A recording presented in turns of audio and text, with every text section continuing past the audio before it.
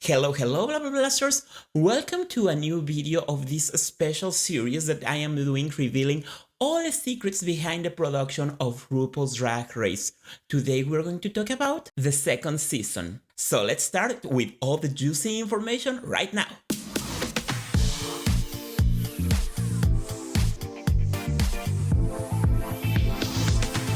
When RuPaul's Drag Race returned for its second season in early 2010, the world still hadn't fully grasped what drag on television could be. But within the walls of a new, gleaming studio in Culver City, something special was beginning to happen. Everything was bigger. The soundstage, the lighting, the workroom, now outfitted with a two-way mirror that let queens spy on each other mid-transformation, even the cast. The show's identity was crystallizing. The pilot-like charm of Season 1 gave way to a fully formed vision, where drag wasn't just performative, it was personal, political, and riotously entertaining. Once we got to see the first season, that rhythm that it is now became quite clear, RuPaul reflected. The first season felt like a pilot, and then in the second season, we understood what the show really was and what we wanted it to be. That shift wasn't just aesthetic, though it certainly helped. I walked in, and I saw the workroom.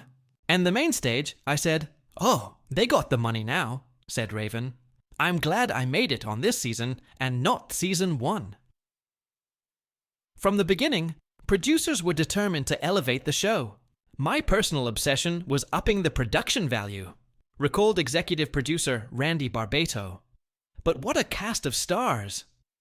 Indeed, Season 2 featured a dynamic mix of veterans and newcomers.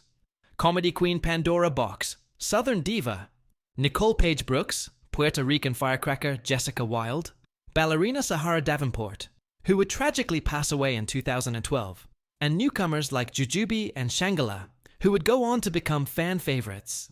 Tyra Sanchez, the eventual winner, called herself America's Sweetheart, a title both ironic and divisive. The casting of Raven and Morgan McMichaels, best friends and local legends in the LA drag scene, also proved electric. Morgan and I started around the same time, Raven explained. We were going to be gone for a while at the same time. I told people I was going to film an independent movie in Florida. But people knew. For Pandora Boxx, the mood was clear from the start. I went in and I was like, oh shit, a budget! A new kind of competition, with a little more money, and a lot more ambition. The show started leaning into what would become its signature blend of camp, competition, and cultural commentary. This was the season that birthed the Snatch Game, the reading challenge, and Shangela's now iconic lipstick goodbye message tradition. It was also a season of contrasts. On one side stood Jujubee, bubbling with joy. I felt like I was living in sin because anything good is sinful. On the other, the intensity of cutthroat competition, like when Tyra Sanchez shoved a dress cart in front of the accessories table to block the others, igniting one of the season's most dramatic confrontations. There was a table of accessories and stuff behind it, said Tatianna. So Tyra ran there and pushed the cart of dresses in front of it so people couldn't get to what they needed. Jujubee didn't hold back in front of the judges. Girl, I know I'm gorgeous. You don't need to tell me anything, Miss Thing. Just get yourself some manners so you won't look so damn stupid. Behind the scenes, tensions ran high. She wanted to do things the way she wanted to do them, said Raven. She didn't want to have to be bothered with sewing or creating something. She just wanted to make it seem easy. Tyra's pageant queen poise masked an underlying strategy. She ruffled our feathers and sang Halo poorly, said Jujubee. Watching it back now, it was pretty hilarious, but it worked. Perhaps no single element defines Drag Race more than the Snatch Game, and it all began here. Match Game, which we all grew up watching, seemed right, said co-executive producer Tom Campbell. Snatch rhymes with match, and that's all we need. Something a little nasty, a little silly, a little nonsensical. Pandora Boxx nearly didn't do Carol Channing. The PAs had seen the Carol skits, and they thought I should do Carol, she explained. So I had to make an outfit and get some hair. I took the hair from my promo look, cut the black out, teased it up, She is a total persona. Tatianna, in contrast, chose Britney Spears. I'm a die-hard Britney fan, so I decided to do Britney. I made that crop top, crisscrossy thing out of hot glue and some fabric that was lying around. Their performances were standouts. So much so that fans and judges alike still debate who should have won. Pandora Boxx's Carol Channing is still iconic, said Campbell. She lost to Tatianna as Britney, which was brilliant. Merle Ginsburg, one of the original judges, summed it up succinctly. Pandora Boxx was hilarious. She's not trying to be beautiful. She's trying to be hilarious, and she is. Even future queens were taking note. I did a complete 180, said Season 5 winner Jinkx Monsoon. Watching Pandora Boxx playing Carol Channing was profound for me. I realized this show is for all types of drag queens.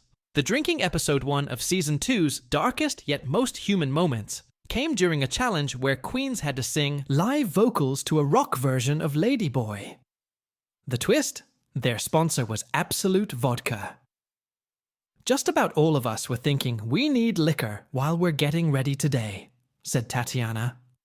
And they kept 'em coming, which was a poor choice on their part. For Jujubee, it was a breaking point. When I drink, one's too many and 1,000's never enough, she admitted. I actually blacked out when I was performing. All I remember is that I went out there and I was like, ooh, don't throw up. I was slinking in my chair, confessed director Chris McKim. I felt so awful and so responsible. Backstage, the sisterhood shone through. She had cried her lashes off, recalled Pandora Boxx. It was like a drag queen game of operation. Queens repainted her face, fed her bread, and got her stage ready for a lip sync that would become legend. She was lip syncing for her life, said Pandora. She channeled everything she had, and she stayed. Producers changed the rules after that episode. 1 drink max per queen, starting in Season 3. The season ended in triumph and controversy when Tyra Sanchez was crowned winner. Her response was emotional, and for some, suspicious. I went to say congratulations, and she just started hyperventilating, said Raven. I remember thinking, is this for show? Many queens, and fans, wondered if Raven had been robbed. To me, Season 2 was all about Raven, said Merle Ginsburg.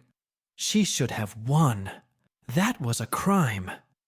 Even Adore Delano, years later, weighed in. Now, yes, Raven got robbed, but not everyone agrees. Getting robbed implies that someone else deserved bad fortune, noted journalist Joey Nolfi. I think Raven was more aware of the camera. Tyra just did Tyra, and that's what Ru fell in love with. Ultimately, both queens carved their own paths. Raven became RuPaul's Emmy-winning makeup artist. They just called me to be Ru's makeup artist, she recalled, still in disbelief. And Season 2 wasn't just a turning point.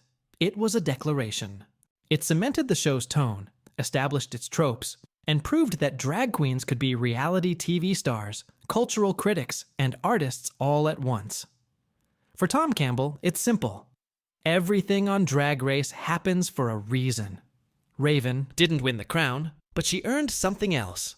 And in a way, so did every queen who walked through that workroom. In the end, it was Ru and improved. And the world was watching. And now that you know all this juicy information, I invite you to keep an eye on my channel because I will be bringing you more information soon. Goodbye!